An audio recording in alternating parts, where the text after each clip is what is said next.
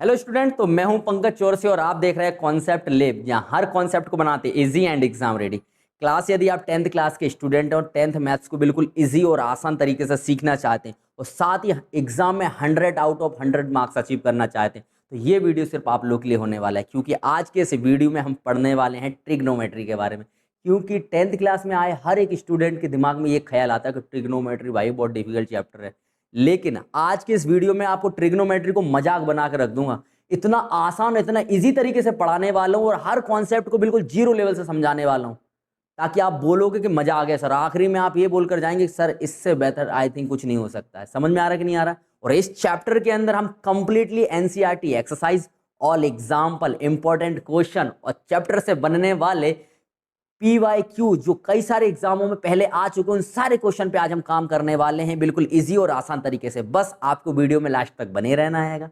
यदि आपको वीडियो अच्छी लगती है, बाकी में अगर आपको लगता है कि दिल को छू गई ये वीडियो, तो वीडियो को लाइक, शेयर और चैनल को सब्सक्राइब करना बिल्कुल मत भूलिएगा। क्योंकि इस चैनल पे बेसिकली हम क्लास 10th मैथ्स और साइंस पर बिल्कुल कंप्लीट और इजी तरीके से काम करने वाले हैं। ओके बच्चों, तो आज हम पढ़ने वाले हैं ट्रिग्नोमेट्री पार्ट 4 के अंदर सेकंड एक्सरसाइज के बचे हुए क्वेश्चंस के बारे में। इससे पहले हम लोग पार्ट 1 के अंदर इंट्रोडक्शन को समझा, पार्ट 2 के अंदर हमने पार्ट 1 और पार्ट 2 को मिलाकर हम लोगों ने फर्स्ट एक्सरसाइज, साथ में सारे एग्जाम्पल्स और इंपॉर्टेंट क्वेश्चन को सॉल्व करा। और यदि आपने पार्ट 3 नहीं देखा है तो भैया पार्ट 3 को जरूर देखना है, क्योंकि पार्ट 3 के अंदर हम लोगों ने ट्रिग्नोमेट्रिक रेशो जो होते हैं, उन सबके जितने भी एंगल्स होते हैं, उन सबके एंगल्स की वैल्यू को याद करना सीखा और मतलब इस टेबल को बनाना सीखा, जो कि आपकी एनसीईआरटी की बुक के अंदर दे रखी है।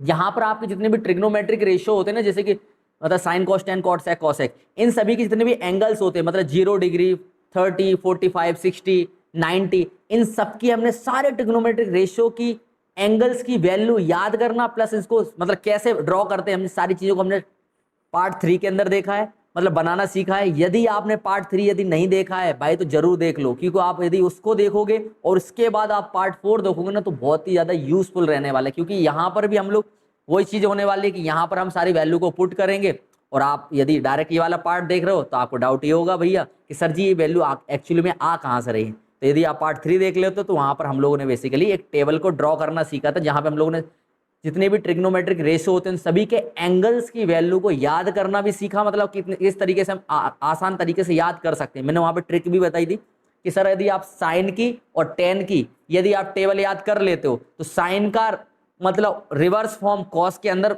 फिल होती है, और साइन का रेसिप्रोकल जो होता है वो कॉसेक के अंदर जाता है, और कॉस का उल्टा सेक में जाता है, टेन का उल्टा कॉट में जाता है। अब देखो ये चीज आपको मैं ऐसे बोलूंगा तो समझ में नहीं आने वाली, आप बेटा वो उस वीडियो को देखो। यदि आप उसको देख लिया तो फाइनली यार चीजें मजा आने वाली हैं। ठीक है, तो चलो स्टार्ट करेंगे हम इस वीडियो को। लेकिन फिर से मैं आपको भी बोलूंगा कि मैं ये नहीं बोलूंगा कि आप पार्ट 3 अकेले को देखो, नहीं भाई, आप तो पार्ट 1 को भी देखो, पार्ट 2 को देखो। यदि आप चाहते हैं कि एग्जाम में आपके 100 आउट ऑफ 100 मार्क्स आए मैथ्स के अंदर, और इजी लैंग्वेज में सारे कॉन्सेप्ट को बिल्कुल जीरो लेवल से सीखना चाहते हैं, तो प्यारे मुन्ना आपको सारे वीडियो को 1 बाय 1 देखो, मजा आएगा यार भाई। चलिए स्टार्ट करते हैं हम इस क्वेश्चन को। तो ये भैया क्वेश्चन के अंदर लिखा है choose the correct option and justify your choice. अब आपको तो कोई ये क्वेश्चन दे रखा है, आपको इसको सॉल्व करके आपको ये बताना बेसिकली कि इसका ऑप्शन क्या है, साइन 60, कॉस 60, टेन 60 या साइन 30। तो भाई ओ मेरे प्यारे बच्चों, ये ऑप्शन नहीं है कि आप सर जी यहाँ पे तुक्का मार दें, साइन 60 लगा दें कि कॉस 60 लगा दें। मेरे बेटा इसको सॉल्व करना पड़ेगा आपको। सॉल्व करोगे उसके बाद फिर जो वैल्यू आएगी उसको कर देख लेना। आओ सॉल्व करके देख लेते हैं। मार्कर पहले थोड़ा सा देख लगा लें भाई, व्हाइट कलर लगा लें, आपके लिए व्हाइट ज़्यादा पसंद आता है क्योंकि। चलो हाँ, अब बेटा देखो यहाँ पे लिखा 2 10 मतलब 10 30। सबसे पहले सॉल्व कैसे करेंगे, देखो 2 मल्टीप्लाई 10, 10 30 की वैल्यू कितनी होती है। अब वही भाई, यदि याद वैल्यू, यदि टेबल याद नहीं होगी तो आप इसको सॉल्व नहीं कर पाओगे। देखो 10 30 की वैल्यू मैंने बताई थी 1/√3 अपॉन में, अरे यार भाई रुकना एक सेकंड, थोड़ा सा मैं कैसा आड़ा आड़ा लिख रहा हूँ, एक सेकंड। अब देखो ये 2 इंटू 30 की वैल्यू कितनी होती है 1/√3, ठीक है। और इसके बाद 1 प्लस 10 30 की वैल्यू 1/√3, साथ में स्क्वायर है तो स्क्वायर लगा लो, ठीक है। अब बेटा देखो 2 का मल्टीप्लाई 1 से होगा तो हो जाएगा 2√3 का √3 अपॉन में, इसको सॉल्व करेंगे तो 1 प्लस और 1 अपॉन में स्क्वायर से रूट कैंसिल हो जाता तो बचेगा 3।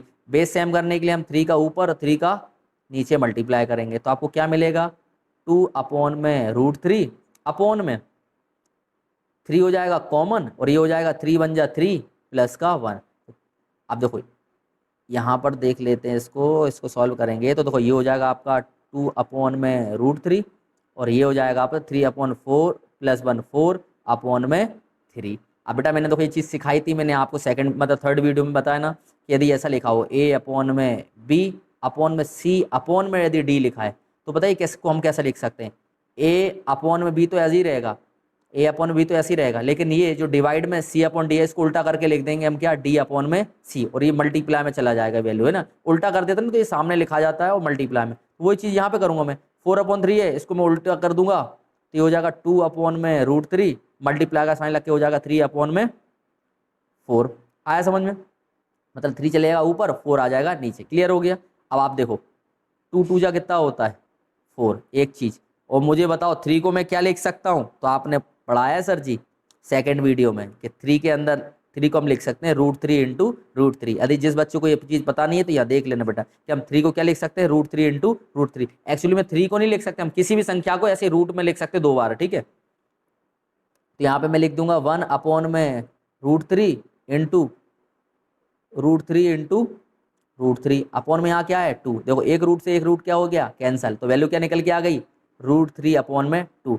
अब आपको 10 पता होना चाहिए भैया कि √3/2 किसकी वैल्यू होती है, तो देखो आपको पता है sin 60 की वैल्यू होती है √3/2 और cos 30 की वैल्यू होती है ना, तो बेसिकली इसका आंसर क्या हो जाएगा sin 60। देखो sin 60 की वैल्यू होती है √3/2। हाँ सही है, तो बेसिकली इसका आंसर क्या हो गया ए ऑप्शन हमारा क्या हो गया करेक्ट। क्लियर हुआ कि नहीं हुआ। चलिए नेक्स्ट क्वेश्चन आ जाओ भैया। नेक्स्ट क्वेश्चन में क्या लिखा है 1 - 10 स्क्वायर 45 1 + 10 स्क्वायर 5। एक मिनट देखना सेम क्वेश्चन नहीं ठीक है क्या। अच्छा अब यहाँ पर देखें हम देखो 1 - 10 45 की वैल्यू क्या होती है 1 1 का स्क्वायर 1। अच्छा 1 + 10 45 की वैल्यू भी क्या होती है 1 1 का स्क्वायर क्या होता है 1।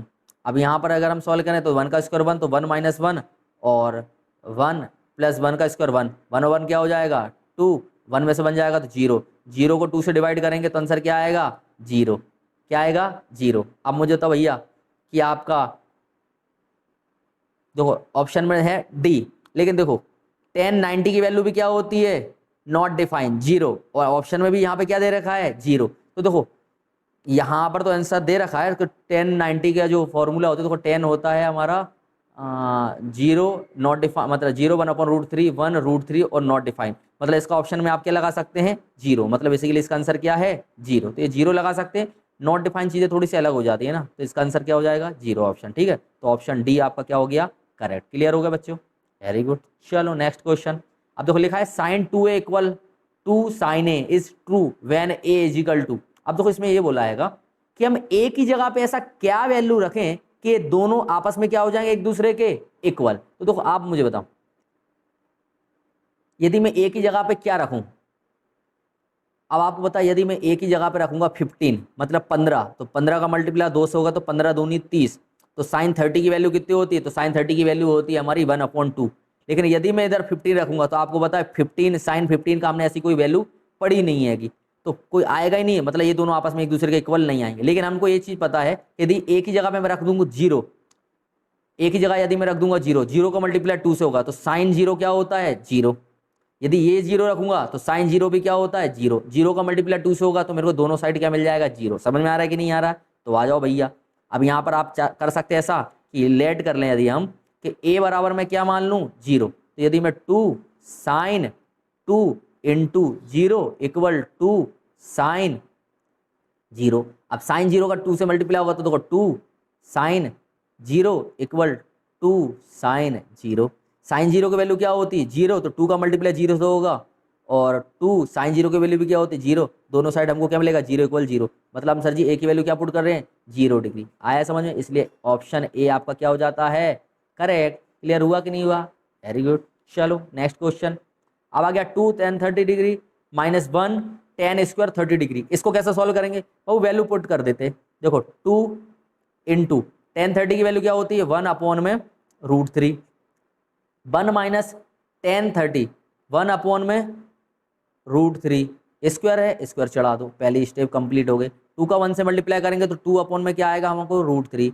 यहाँ पे सॉल्व करेंगे तो 1 - 1 तो 1 का स्क्वायर 1 √3 का स्क्वायर कैंसिल करेंगे तो 3 आएगा क्योंकि इसके से रूट कैंसिल हो जाता है। अब बेस सेम करने के लिए 3 से ऊपर और 3 से नीचे क्या कर देंगे हम, मल्टीप्लाई। तो फोर्थ स्टेप पे हमको क्या मिलेगा, 2/√3, साथ में 3 बन जा 3 माइनस का 1 और 3 ले लेंगे हम क्या कॉमन, क्योंकि दोनों तरफ जगह सेम आ गया।